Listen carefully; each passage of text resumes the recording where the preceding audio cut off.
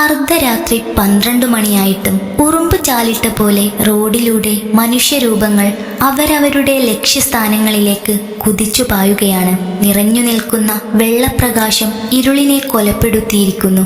ശരിക്കും ഈ കൃത്രിമ വെളിച്ചം ഒരു കൊലയാളി തന്നെ. ഇരുളിനെ ക്രൂരമായി കൊലപ്പെടുത്തിക്കൊണ്ട് സ്ഥാനം കയ്യേറിയ അധികാരമോഹി. എന്നെപ്പോലെ ചുരുക്കം ചിലർ മാത്രമേ ഈ ദുബായ് തെരുവിലൂടെ കാൽനടയായി പോകുന്നുള്ളൂ. മിക്കവരും പല വണ്ടികളിലാണ് യാത്ര. തെളിഞ്ഞ വെള്ളപ്രകാശത്തിനിടയിലൂടെ എൻ്റെ ദൃഷ്ടി പരിചയക്കാരെ തേടി. ഇടയ്ക്കിടെ പ്രതീക്ഷ അസ്തമിച്ച മുഖവുമായി പല വണ്ടിക്കും കൈനീട്ടി. എവിടെ ഒറ്റൊരുത്തനെ നിർത്തുന്നില്ല. പലപ്പോഴും ഒട്ടുമിക്ക വണ്ടിയും നിർത്താറുണ്ട്. ഇന്നിതെന്താ ഇങ്ങനെയെന്ന് ആലോചിച്ചിരിക്കുമ്പോഴാണ് എൻ്റെ മുമ്പിൽ ഒരു ഇരുചക്ര വാഹനം വന്ന് നിർത്തിയത്. ആരാണെന്നറിയാൻ ഞാൻ തലപൊക്കി നോക്കി. ആശ്വാസം, എൻ്റെ റൂമിലെ തന്നെ ഒരാളാണ്. 4 വർഷമായി അവൻ ഞങ്ങളോടൊപ്പം കൂടിയിട്ട്. കണ്ടാൽ നല്ല മൊഞ്ചനാണ്. എപ്പോഴും ചിരിച്ചുകൊണ്ടിരിക്കുന്ന പ്രകൃതം. കണ്ടാൽ വിചാരിക്കും അവനേക്കാൾ സന്തോഷവാൻ ഈ ലോകത്ത് ഇല്ല എന്ന്. 1 വർഷം മുൻപ് വരെ ഞാനും അങ്ങനെയായിരുന്നു വിചാരിച്ചത്. പിന്നീടാണ് അവൻ്റെ വീട്ടിലെ സ്ഥിതിയെല്ലാം അറിയുന്നത്. ഉപ്പയില്ല, ഉമ്മയാണെങ്കിൽ വയ്യാതെ കിടപ്പിലാണ്. അതുമാത്രവുമല്ല, കെട്ടിക്കാനായ 3 പെങ്ങന്മാരാണ്. ഈ പ്രായത്തിൽ എടുത്താ പൊന്താത്ത വിഷമവുമായി ഇവനെങ്ങനെ ചിരിക്കാൻ കഴിയുന്നു എന്ന് പലപ്പോഴും ഞാൻ ചിന്തിച്ചു പോയിട്ടുണ്ട്.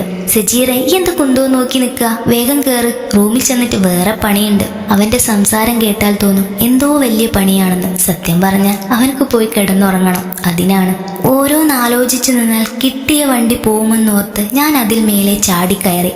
കണ്ണടച്ച് തുറക്കും മുമ്പേ റൂമിലെത്തി. റൂമിൽ ലൈറ്റ് അണഞ്ഞിട്ടില്ല. മുഹമ്മദ് റാഫിയുടെ മധുരഗാനം കുഞ്ഞാലിക്കാന്റെ ഫോണിൽ നിന്ന് ഉയർന്നുകൊണ്ടിരിക്കുന്നു. കുഞ്ഞാലിക്ക, നിങ്ങൾ ആ പാട്ടൊന്ന് ഓഫാക്കി ഞാനൊന്ന് നാട്ടിലേക്ക് വിളിച്ചോട്ടെ, എൻ്റെ ബീവി വെയിറ്റിംഗിലാണ്.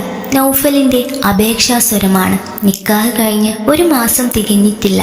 അപ്പോഴേക്കും വീട് പണിയും മറ്റ് അല്ലറച്ചില്ല പ്രാരാബ്ദങ്ങളുമായി ഗൾഫിലേക്ക് വണ്ടി കയറിയതാണ്. എൻ്റെ റൂമിൽ ഞാനടക്കം 7 പേരാണ്. അതിൽ വിവാഹം കഴിയാത്തതായിട്ട് ഞാനും പിന്നെ നേരത്തെ പറഞ്ഞ ആഷിക്കുമാണ്. തലനരച്ചയാളായിട്ട് കുഞ്ഞാലിക്കയും. മൂപ്പര് റാഫിന്റെ ഒടുക്കത്തെ ഫാനാണ്. അതുകൊണ്ട് പല രാത്രിയും ചെവിയിൽ പഞ്ഞി വെക്കാതെ ഞങ്ങൾ ഉറങ്ങാൻ അയക്കൂല. പിന്നെ അലിയും നൗഷാദും അനസും. മൊത്തം ഞങ്ങള് 7 ആൾക്കാർ. നാളെ വെള്ളിയാഴ്ച ആയതുകൊണ്ട് ഇന്ന് രാത്രി പാട്ടും കഥയും പരിഭവവുമായി അങ്ങനെ സമയം പോകും. നേരം വെളുത്താലോ എല്ലെണ്ണവും പോത്തുപോലെ കിടന്നുറങ്ങും. ഞങ്ങളെല്ലാവരും ഓരോ കഥകൾ പറഞ്ഞിരിക്കുമ്പോഴാണ് ബാക്കി 3 പേരും കൂടി കയറി വന്നത്. വേഗം കുളിച്ചു വരി, നല്ല ദം ബിരിയാണി വെച്ചിക്കണ്. ഞങ്ങളെല്ലാരും എന്നെയും കാത്തു നിൽക്കുകയാണ്. കുഞ്ഞാലിക്കാണ് അവരോടത് പറഞ്ഞത്. ദം ബിരിയാണി എന്ന് കേട്ടതും ഞാൻ മൂപ്പരെ ഒന്ന് നോക്കി. എന്നെ നോക്കി കണ്ണുറുക്കി ഒന്ന് ചിരിച്ചു. അല്ല കാക്കു, എന്റെ ബാപ്പാന്റെ പ്രായമുണ്ടല്ലോ, എന്നിട്ടും ആളെ പറ്റിക്കാൻ നടക്കുകയാണില്ലേ? നോക്കിയപ്പോ അനസാണ്. ദം ബിരിയാണി ചെമ്പ് നോക്കിയപ്പോൾ ദം പരിപ്പ് കറി കണ്ട അമർഷമാണ് അവന്റെ മുഖത്ത്. ഒരു കൂട്ടച്ചിരിയുടെ മുഴക്കമായിരുന്നു പിന്നീട് കേട്ടത്. അല്പസമയം കഴിഞ്ഞപ്പോൾ എല്ലാവരും ഓരോ മൂലയ്ക്ക് ചേർന്നിരുന്ന് ബീവിമാരെ വിളിക്കലായി. അതെല്ലാം ഒരു നെടുവീർപ്പോടെ നോക്കിക്കണ്ട് എന്റെ സ്ഥിരം പല്ലവിയായ ഫേസ്ബുക്കും വാട്സപ്പും ഓപ്പൺ ചെയ്ത് ഓരോ പോസ്റ്റുകളും വായിച്ചു നോക്കി. ചിലയിടത്ത് കരിഞ്ഞ മണം, ചിലയിടത്ത് എന്തോ പുകയുന്നു. ഇതിനൊന്നിനും സാധിക്കാത്തവർ ആവും വിധത്തിൽ ചളി വാരി എറിയുന്നുമുണ്ട്. എന്തോ ആലോചിച്ച് ഫേസ്ബുക്കിലെ മെസ്സേജ് ബോക്സ് ഓപ്പൺ ചെയ്തപ്പോഴാണ് ഒരു മെസ്സേജ് കണ്ടത്. അഫ്സലായിരുന്നു, എൻ്റെ കളിക്കൂട്ടുകാരൻ. ദാ സജീറെ, ഈ പോയിട്ട് കൊല്ലം 6 കഴിഞ്ഞല്ലോ, അനക്കിനിയും വരാനായില്ലടാ. അവന്റെ മെസ്സേജിന് എനിക്ക് റിപ്ലൈ എന്തു കൊടുക്കണമെന്ന് ഒരു പിടിയും കിട്ടുന്നില്ല. ഒടുവിൽ സീൻ ചെയ്ത് നെറ്റ് ഓഫ് ചെയ്ത് ഫോൺ ചാർജിലിട്ട് വെച്ചു. എന്താ സജി, എൻ്റെ കണ്ണ് കലങ്ങിക്കണല്ലോ? ആഷിക്കായിരുന്നു അത്. ഒന്നുമില്ലടാ. ഹോ, എനിക്കറിയാം എന്താന്ന്. ഒരു നിമിഷം അവന്റെ കണ്ണിലേക്ക് ഉറ്റുനോക്കിക്കൊണ്ട് ഞാൻ ചോദിച്ചു, എന്ത് മനസ്സിലായിന്നാ? ഒക്കെ ഞമ്മളോട് കുഞ്ഞാലിക്ക പറഞ്ഞിക്കണം. വീണ്ടും സംശയത്തോടെ ഞാൻ അവനെ നോക്കി. ഈ ഇങ്ങനെ കണ്ണു കൂർപ്പിച്ച് നോക്കണ്ട, ഇതൊക്കെ ജീവിതത്തിൽ സാധാരണയാണ്. അതിന് നാട്ടിൽ പോവാതെ 6-7 വർഷം ഇവിടെ കിടന്ന് നരകിച്ചിട്ടെന്താ? അവന്റെ ചോദ്യം കേട്ട് ഞാൻ കുഞ്ഞാലിക്കാനെ നോക്കി. മൂപ്പര് കൂർക്കം വലിച്ച് കിടന്നുറങ്ങുകയാണ്. ഞാൻ ഈ റൂമിലേക്ക് വരുന്നതിന് മുമ്പേ മൂപ്പര് ഇവിടെ ഉണ്ടായിരുന്നു. എൻ്റെ എല്ലാ കാര്യങ്ങളും അറിയുന്ന ഒരേ ഒരു വ്യക്തി. ഈ കുഞ്ഞാലിക്കാനെ കൊല്ലുന്ന നോട്ടം നോക്കി പേടിപ്പിക്കണ്ട. മൂപ്പര് നല്ല ഉറക്കത്തിലാണ്. അത് മാത്രമല്ല, ഞാൻ നിർബന്ധിച്ചപ്പോ പറഞ്ഞതാണ്. ഞാൻ പതിഞ്ഞൊന്ന് മൂളി. സത്യത്തിൽ എന്താ സംഭവിച്ച്? ഇവിടേക്ക് വണ്ടി കയറാനുണ്ടായ കാരണം എന്താ? ഒരു നേർത്ത നിശ്വാസത്തോടെ ഞാൻ അവന്റെ കണ്ണിലേക്ക് നോക്കി നിന്നു. അപ്പോഴും എന്റെ മിഴി എന്തിനെന്നറിയാതെ നിറഞ്ഞു തുളുമ്പുന്നുണ്ടായിരുന്നു. ഈ കണ്ണ് നനയ്ക്കാണ്ട് കാര്യം പറ സജീറെ.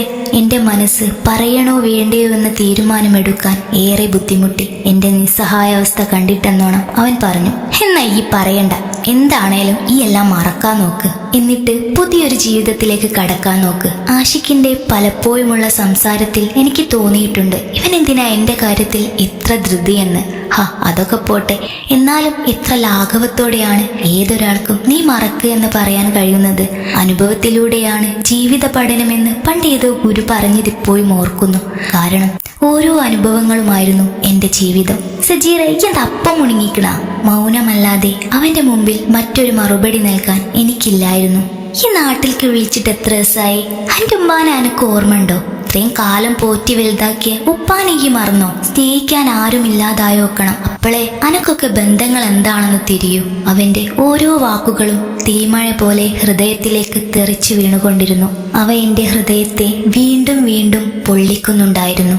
അതിൽ നിന്നും രക്ഷ നേടാൻ ഞാൻ ഉറക്കം അഭിനയിച്ച് പുതപ്പ് തലയിലൂടെ വലിച്ചിട്ട് തേങ്ങിക്കരഞ്ഞു. ഓർമ്മകൾ പലതും നദി പോലെ മനസ്സിലേക്കാണ് ഒഴുകി വരുന്നത്. അതിൽ പലതും വേദനയേറിയത് മാത്രം. മിഴി നിറഞ്ഞൊഴുകുന്നുണ്ട്. എങ്കിലും കരച്ചിൽ കടിച്ചമർത്തി കുറെ നേരം ഒരേ കിടപ്പ് കിടന്നു. സീലിംഗ് ഫാനിന്റെ അലോസരപ്പെടുത്തുന്ന ശബ്ദം നിശബ്ദതയെ ഒറ്റപ്പെടുത്തിക്കൊണ്ട് ഉയർന്നും താഴ്ന്നും കൊണ്ടിരുന്നു. പിന്നീട് എപ്പോഴോ എല്ലാ അലസതയും അതിജീവിച്ച് നിദ്രയെ തേടി ഇരുളിലേക്ക് പടിയിറങ്ങി. സജീറെ, അനസിന്റെ വിളികേട്ട് പുതപ്പ് അല്പം മുഖത്തു നിന്നും മാറ്റിക്കൊണ്ട് ഉറക്കച്ചടവോടെ ഞാൻ ചോദിച്ചു, എന്താടാ അത്ര നേരത്തെ? പള്ളിയുള്ളതല്ലേ, വെള്ളിയാഴ്ച അല്ലേ? അറിയാമെന്നും പറഞ്ഞ് പതുക്കെ എണീച്ച് ഫോൺ എടുത്ത് ടൈം നോക്കിയപ്പോൾ 11:45. നേരത്തെ അല്ല അല്ലേ?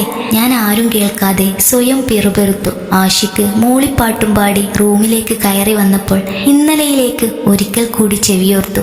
പിന്നീട് മറുത്തൊന്നും ചിന്തിച്ചില്ല. ഞാൻ വേഗം ഫോണെടുത്ത് വീട്ടിലേക്ക് വിളിച്ചു. ബെല്ലിന്റെ വിരാമത്തിനൊടുവിൽ മറുഭാഗത്തു നിന്നും ഒരു സ്ത്രീ ശബ്ദമുയർന്നു. അതെന്റെ ഉമ്മയായിരുന്നു. ഹലോ ഉമ്മ. മറുഭാഗത്തെ മൗനത്തിനൊടുവിൽ നേർത്ത തേങ്ങൽ കേൾക്കാം. ഉമ്മയെ വിളിച്ചാൽ ഈ തേങ്ങലിനൊരു കുറവുമില്ല. പെട്ടെന്ന് ഉപ്പ ഫോണെടുത്തു. ഹലോ സജീറെ. എന്റെ പഠിച്ചവനെ, ഉപ്പയാണ്. എന്ത് പറയോ ആവോ? ഞാൻ ഒരക്ഷരം മിണ്ടാതെ ഫോണും പിടിച്ച് അവിടെ നിന്നു. ഈ എന്താ സജു മിണ്ടാത്ത? സജു എന്നെ വിളി കേട്ടപ്പോൾ അറിയാതെ കണ്ണു നനഞ്ഞു. ഓർമ്മകൾ അലയടിച്ചുയർന്നെങ്കിലും അവയെ തിരികെ ഒഴുക്കി വിട്ടുകൊണ്ട് ഞാൻ പറഞ്ഞു, ഒന്നുമില്ലപ്പ. ത്രീസ എന്താ വിളിക്കാഞ്ഞേ? മറുപടി എന്ത് പറയണമെന്നറിയാതെ പരുങ്ങിക്കളിച്ചപ്പോൾ വീണ്ടും ഉപ്പയുടെ ചോദ്യം. കല്യാണക്കാര്യം പറഞ്ഞോണ്ടായിരിക്കൂലേ? അത് ഉപ്പ. ഈ ഒന്നും പറയണ്ട. 6 കൊല്ലായില്ലേ പോയിട്ട്. ഞങ്ങളെ മയ്യത്തെങ്കിലും കാണാൻ കൊതിയുണ്ടേ, ഇങ്ങ് പോരി. ഉപ്പയുടെ വാക്കുകൾ മനസ്സിനെ വല്ലാതെ മുറിവേൽപ്പിച്ചു. അപ്പോഴും ഉമ്മയുടെ നേർത്ത തേങ്ങൽ കേൾക്കുന്നുണ്ടായിരുന്നു.